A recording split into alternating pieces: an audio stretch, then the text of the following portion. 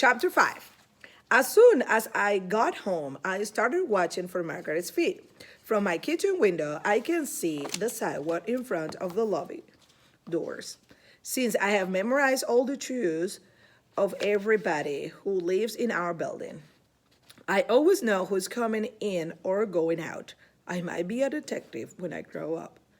I waited and I waited and I waited, which is the hardest thing in the world, especially when you have a hot head, which I did, because my mother made me wear my winter hat. So she didn't have to look at me and my shut off hair. Finally, I saw Margaret's purple sneakers, and I ran up to meet her in the lobby. Let me see! Margaret pulled her lips out of the way so I could see all of her teeth. Margaret's mouth was the most beautiful place I've ever seen. It was even more beautiful than Disneyland, Sleeping Beauty's castle, which I am going to visit when I am 10. Every tooth had its own sparkly silver bracelet, and there were little blue bits sprinkled around like tiny presents. They're rubber bands, Margaret said. Every month I'll go in and get them changed, and they'll give me different colors, whatever I want. That gave me such a good idea. I pulled off my hat to show Margaret that she wasn't the only one, and that made her happy. Then I told her my idea. You can pick the color of my new hair, whatever color you want. You can draw it on my head. That made her even happier. Those markers are still in my room. Let's go, she said. Is your mother still mad? I asked. Yup, but she's going to the movies with Alan this afternoon. Alan is Margaret's mother's special friend, which is the grown-up word for boyfriend. So we went up to her apartment. Mitchell was there, uh, watching TV, of course. When he saw my hair, he grabbed his chest and fell off the couch, pretending to have a heart attack. Then he smacked his forehead and said, You guys are unbelievable, absolutely unbelievable. Even though he is older and doesn't have to be so nice to us, I think he likes me. Margaret glowered at him. Then she jabbed her elbow into my side, and so I glared at him too, even though I didn't know why we were doing that. I am not sure why Margaret is the easy one in the family. She dragged me into her room. I can't wait for summer, she rolled. My mother's finally my mother is finally going to get rid of me. Of him, sorry. You mean baseball camp? He wants to go, Margaret. That's not getting rid of someone. Margaret gave me her I am in fourth grade and you're not look. Goodbye and good riddance, she muttered. Then she got out my mother's markers. They were all still there and they looked exactly the same with none of the caps showed up.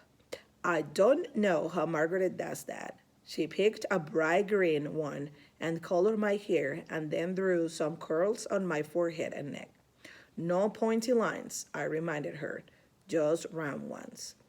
Thinking about pointy lines made me wonder about Margaret's bracelets again. How do they feel? I bet they're full of pointy parts. Nope, they feel like heaven, Margaret said. No pointy parts at all. They're as soft as your rabbit ears, baby rabbit ears. Too bad you can have them. She kept her lips stretched out of the way to show me her teeth the whole time she talked. So it was kind of hard to understand her, but I did. I'm getting them too, I said, next week. Then I pulled my hat back and I ran down to my apartment quick to make this be a non-lie. I need bracelets on my teeth, I told my mom. They're beautiful and they feel wonderful. First of all, my mother said, they don't feel wonderful. Not in the beginning, anyway. Margaret's mother stopped earlier, asking if we had any medicine left over from when your brother was thieving. She told me Margaret cried all the way home. That Margaret, well, I still want them next week.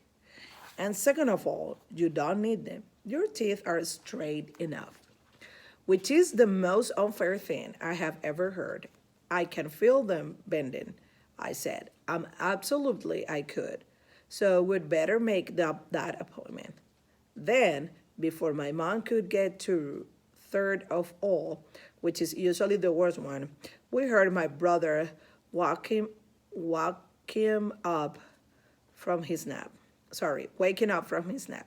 I am coming, Radish, I called to him. Go for a walk, he asked when I came into his room. You're lucky to have me for a big sister, I told him.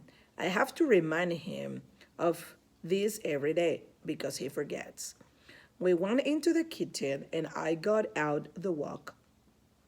Nobody invented this trick for me when I was little.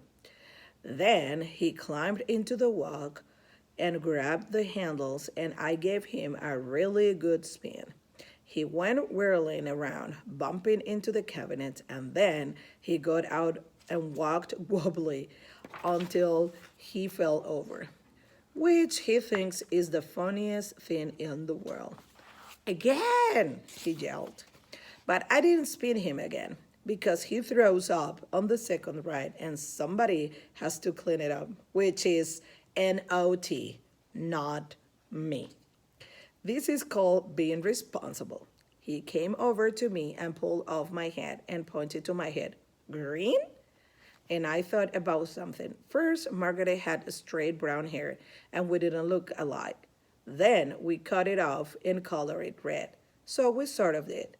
Then she got bracelets in her teeth, which meant we didn't look alike. But soon her teeth would be straight and we would accept now I had a green head. What if we never look alike? What if we did?